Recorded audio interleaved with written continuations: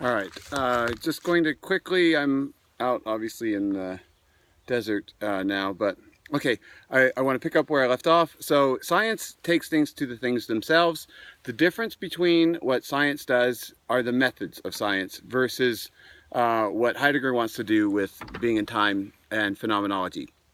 So the sciences go out, they study the stars, they're going to the things themselves, but when they get to the stars, they want to make the stars show themselves, right? Give us information about the stars rather than what phenomenology would be for Heidegger, which is to let that which shows itself show itself from the very way or in the very way that it shows itself from itself.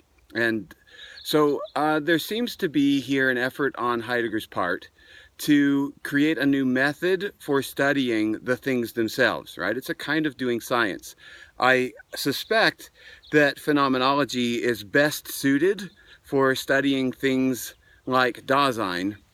That is, it's a way of letting Dasein show itself in the way that it shows itself from itself. Probably less well suited to studying ants or flowers or other kinds of organisms.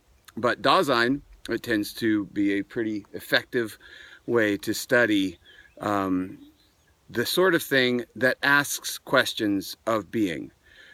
In that sense, I think perhaps one of the most fruitful ways for phenomenological research to proceed is to study the special sciences as instances of Dasein's way of being. And to study each of the special sciences phenomenologically would give an interesting analysis of something like a philosophy of a special science.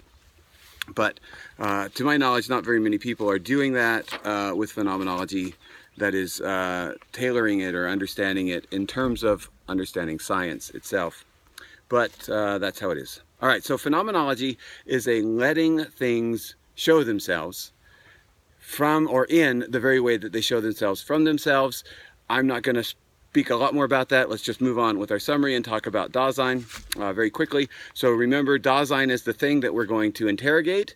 It turns out to be the case that Dasein is the thing we're interrogating, and it is us who are doing the interrogating of ourselves. And so that creates a certain kind of difficulty in that we cannot be outside of ourselves to question ourselves, right?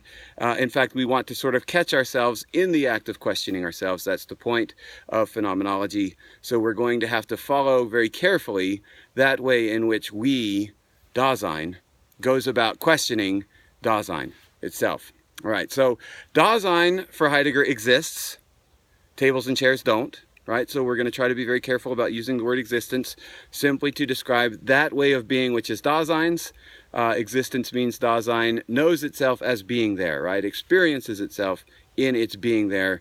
And we'll see that existence really is going to be the point of much of what we'll discuss. We'll figure out existentiality, or what it means to exist. One of the fundamental elements of existence is being in the world. And being in the world takes place with two fundamental elements. One of them is facticity. The other is care or concern. We've talked about these in class a lot. Facticity, though, for a quick nutshell, it's Dasein's knowing that its destiny, its future, its existence, its possibilities, probably a better way to think of it, that Dasein's possibilities are wrapped up with the things in the world around it, right? In the world in the sense that we'll talk about in a minute, my immediate surroundings, right? So facticity is simply recognizing that if I'm sitting in a classroom and somebody suddenly pulls out a gun, that thing in the world, the gun, has something dramatically to do with my possibilities, right? The other thing that comes then with being in the world is that being in the world is something Dasein does with care or concern. And we'll deal with that a lot more as we get through the book. All right, so there are four ways we can talk about the world. I'm just going to summarize them very quickly. There's the ontical sense, in which the world is just a collection of things, right, of entities. Something like planet Earth, if you were to do an inventory of all planet Earth, what you would get is some kind of inventory of the world in some sense of a world. Heidegger isn't going to use that notion of the world very much. It's just what there is. Right, the thingliness of things. If you were to add them all up, you would get an accumulation of an ontical world. The second is an ontological world, and that's the world of some realm of being, and it generally applies to a Dasein. So for instance, the world of a mathematician, the world of a rock star, they're going to be in two very different worlds, right? They don't have the same sorts of things in them. The world of a mathematician has things like calculators and numbers and theories and formulas. The world of a mathematician might have groupies and cocaine and rock music, stages, speakers, sound checks. You know, there might be a lot of overlap between the world of a mathematician and the world of a rock star. If the rock star happens to be very mathematical in the way they compose music, there might be numbers, there might be theory, there might be formulas.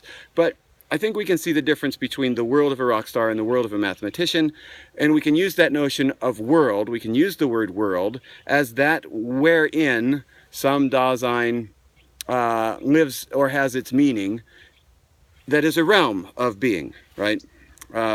The third way we can use the word world is in an ontical sense, and that's some Dasein's immediate environment. This is the way that Heidegger is probably going to stick to it most, he says. It's the immediate environment of some Dasein. That is, your space that you inhabit at any given moment is your world. And then lastly, there's worldhood.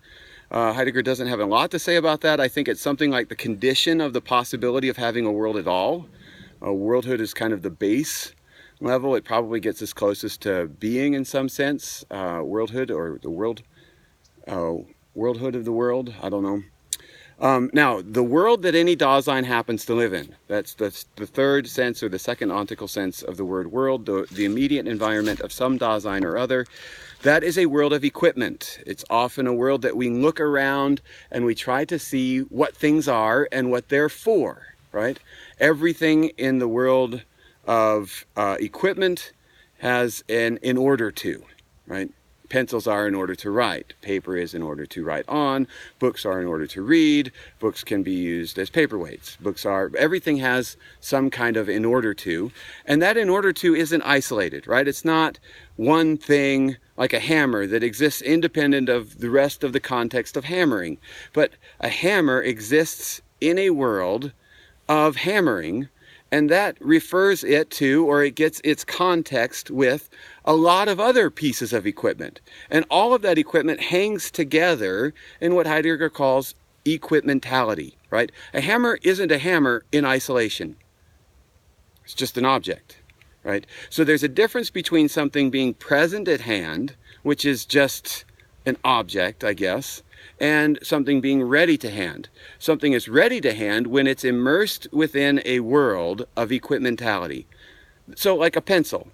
A pencil is most a pencil when it's involved in and refers to paper and a desk and a classroom and notes and this whole context of equipment in which pencils get their meaning, right? Or pencils get their use. They're in order to. So when a pencil is penciling, it's ready to hand. You're just using it. You don't even think about it. You don't wonder, what is this thing that I'm using? It's just, you use it, right? That's when equipment is most equipment.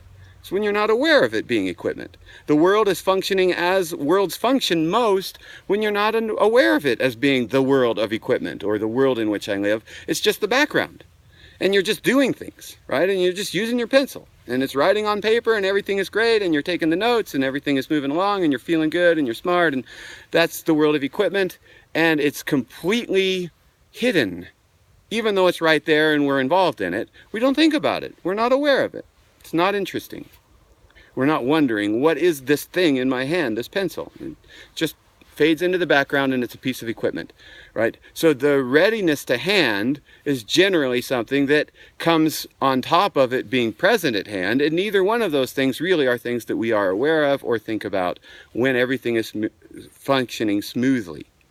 But sometimes the readiness to hand of equipment comes and becomes present at hand. There's a breakdown in some way, right? And that pencil, it stops working, it breaks, or some other thing occurs that makes it so that that pencil is no longer penciling.